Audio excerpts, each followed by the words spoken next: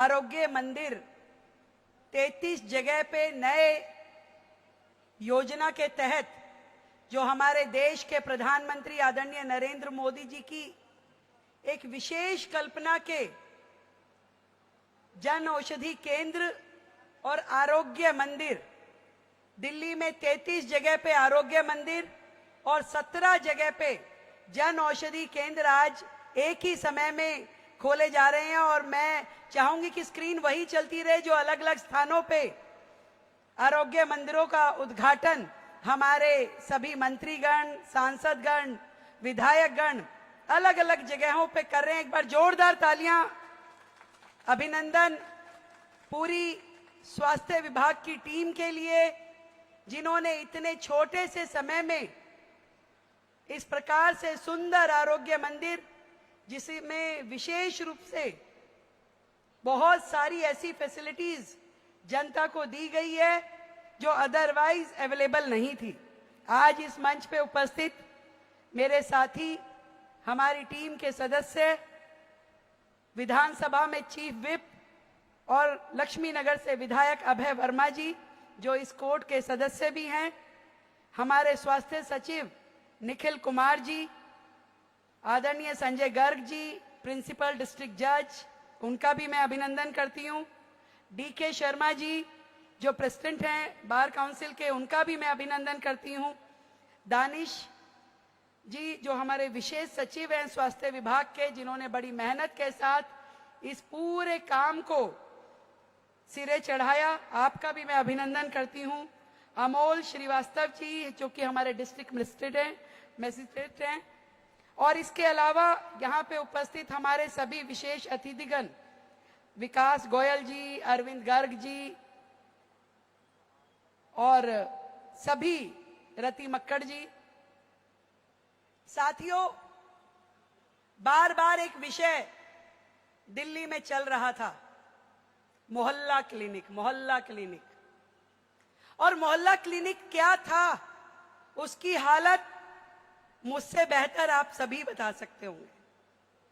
Road किनारे नालों के ऊपर एक पोटा कैबिन रख दिया गया, उसमें टेम्परेरी हेल्थ ऑफिसर जो दिहाड़ी पे इस प्रकार से रखा गया कि पर पेशेंट 40 रुपए मिलेंगे। अब आपसे मैं पूछना चाहती हूं, यदि आप किसी को ऐसा ठेका दोगे कि पर पेशेंट आपको पेमेंट मिलेगी, तो उसका ध्यान इलाज करवाने में होगा या पेशेंट गिनने में होगा? और कौन गिन रहा है पेशेंट जी? उसने दिन में 40 पेशेंट किए कि 100 पेशेंट किए? और बिलिंग, जो बिलिंग होती थी, वो भ्रष्टाचार का सबसे बड़ा अड्डा था। ना दवाई, ना मेडिकल केयर, ना किसी भी तरीके का क्योर, ना प्रिवेंशन। आप समझिए कि ये मोहल्ला क्लिनिक पिछली सरकार के हेल्थ मॉडल का सबसे बड़ा भ्रष्टाचार का अड्डा था, जहां टेस्टिंग को आउटसोर्स करने के नाम से करोड़ों रुपए का गबन किया जाता था, जहां किराए पे कहीं पे यदि मोहल्ला क्लिनिक की जगह ली तो उसके 10-10 गुना ज्यादा रेट दिए जाते थे। इसी प्रकार से कहां पे क्या हो रहा था, कहीं जानवरों का अड्डा था तो कहीं समैकियों का अड्डा था। मोहल्ला क्लिनिक के नाम पे किताबों में क्या क्या हुआ वो सीएजी की रिपोर्ट में शामिल हुआ। एक भ्रष्टाचार जो पिछली सरकार ने जनता को किस तरीके से धोखा दिया, उसका बहुत ही बड़ा एक विषय था। परंतु सालों से लंबित आदरणीय प्रधानमंत्री जी ने जो दिल्ली के लिए इतना बड़ा तोहफा दिया हुआ था, आज इस मंच के माध्यम से मैं बताना चाहती हूं, केंद्र सरकार ने दिल्ली सरकार को 2400 करोड़ रुपए की ग्रांट दी, केवल ये आरोग्य मंदिर खोलने के लिए। 5 साल पहले 2400 करोड़ रुपए दिल्ली गवर्नमेंट को मुहैया करवा दिए गए, परंतु दिल्ली गवर्नमेंट अपने अहम में और अपने वहम में उन्होंने दिल्ली को कभी भी ये फैसिलिटी लेने नहीं दी। और आज जब उसकी मियाद पूरी होने वाली है, 5वां साल है, जब ये फंड लैप्स हो जाएगा, तो हमें जब ये सरकार मिली, इसकी जिम्मेदारी मिली, तो मात्र 8 महीने में इस फंड का उपयोग करते हुए जो 1140 हमें आरोग्य मंदिर सैंक्शन हुए हैं, ये बनाने का चैलेंज लेना पड़ा और हमें ये मार्च तक कंप्लीट करने हैं, नहीं तो ये फंड पूरा लैप्स हो जाएगा। ये देखिए कि जो काम 5 साल में बहुत आराम से होता, लोगों की सुविधा के अनुसार होता, उसको मात्र 8 महीने में हमें पूरा करना पड़ेगा, ताकि दिल्ली की जनता के लिए अलॉटेड ये मनी, ये पैसा पूरी तरीके से उपयोग हो सके। दिल्ली वो शहर जहां हेल्थ के नाम पे, देश की राजधानी जहां हेल्थ की सुविधाएं, हेल्थ का इंफ्रास्ट्रक्चर ऐसा है जहां 1000 लोगों पे मात्र 0.42 बेड उपलब्ध है, यानी एक बेड भी उपलब्ध नहीं है।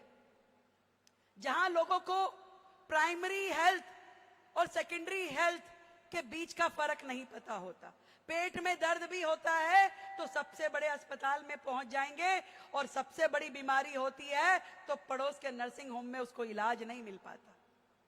आज ये आरोग्य मंदिर जो बने हैं, एक बड़ा फर्क जमीन और आसमान का मोहल्ला क्लिनिक और आरोग्य मंदिरों में है।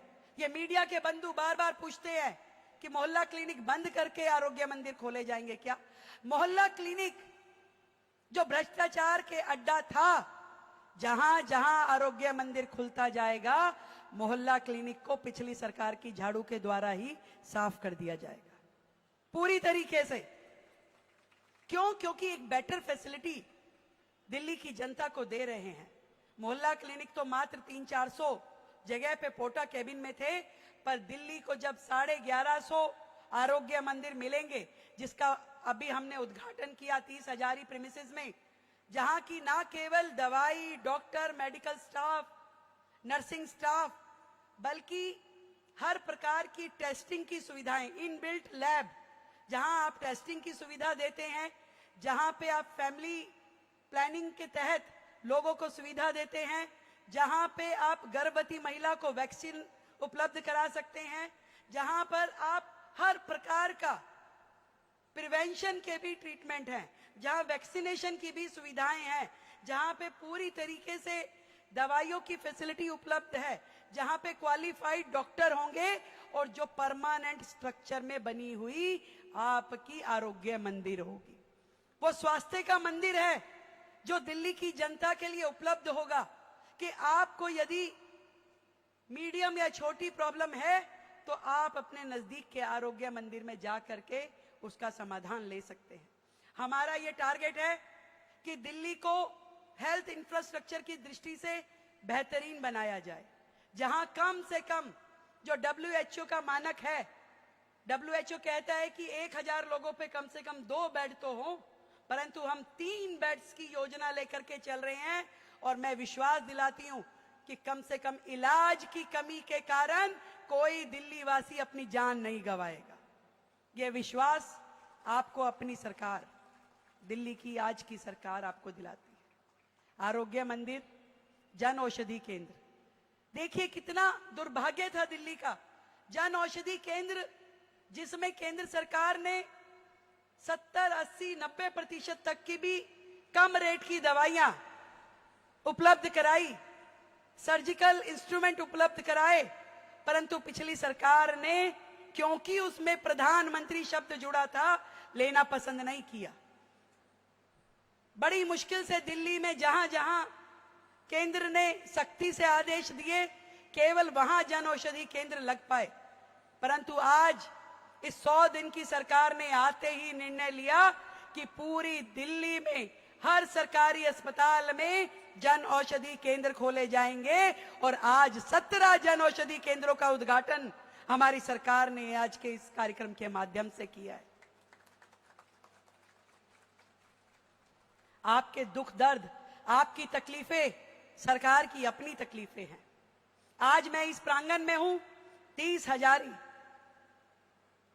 इसका इतिहास आप सबको पता होगा।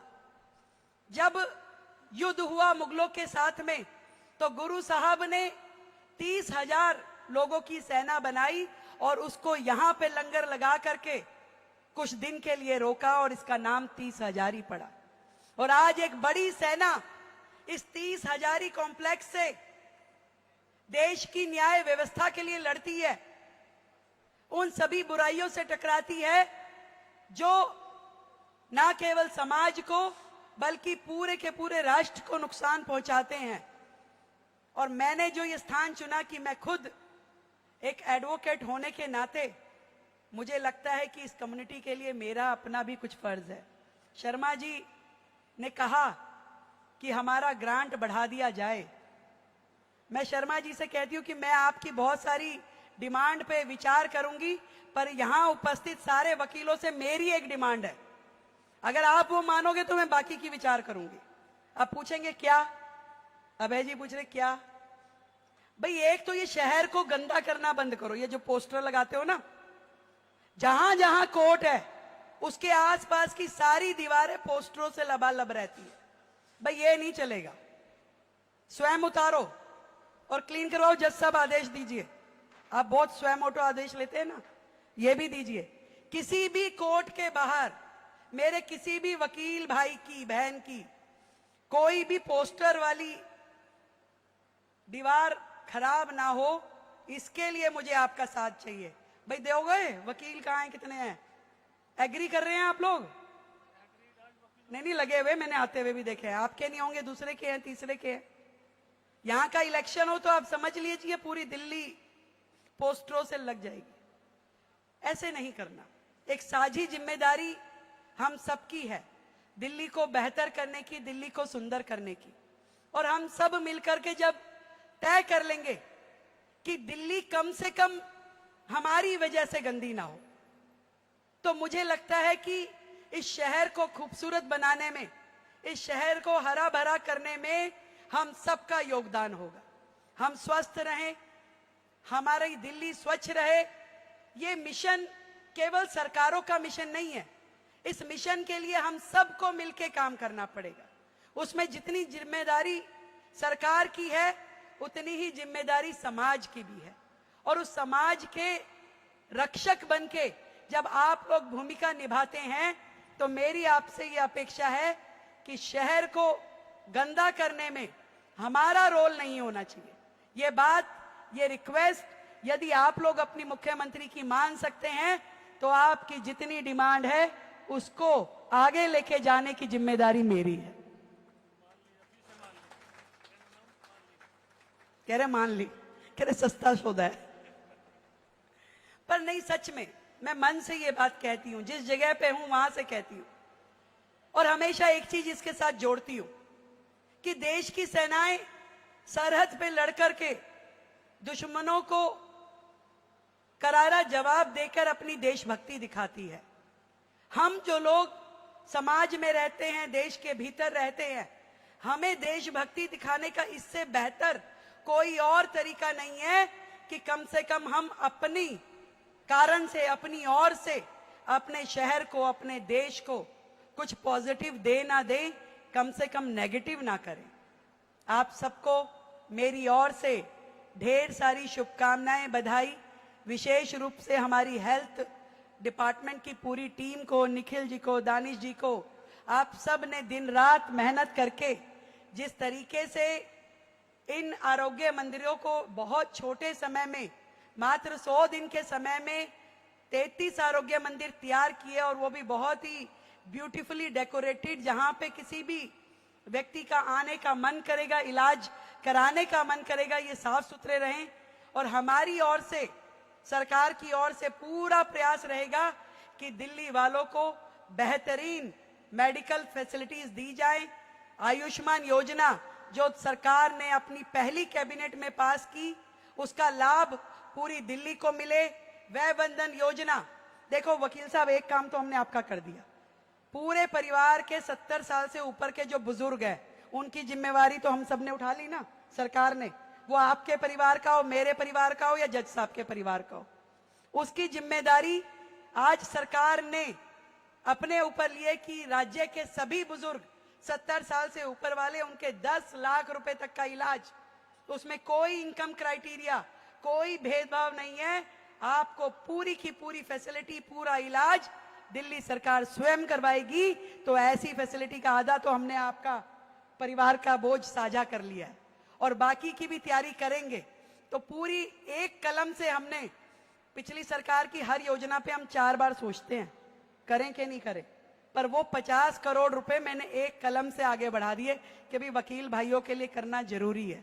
तो आप सबको मेरी ओर से फिर से ढेर सारी बधाई, साधुवाद और कार्यक्रम में उपस्थित हमारे माननीय जज साहब का भी अभिनंदन करती हूँ, धन्यवाद करती हूँ। और समाज में सरकार, समाज और हमारी जुडिशरी मिल करके काम करेगी, ऐसा मैं विश्वास दिलाती हूँ। Thank you so much.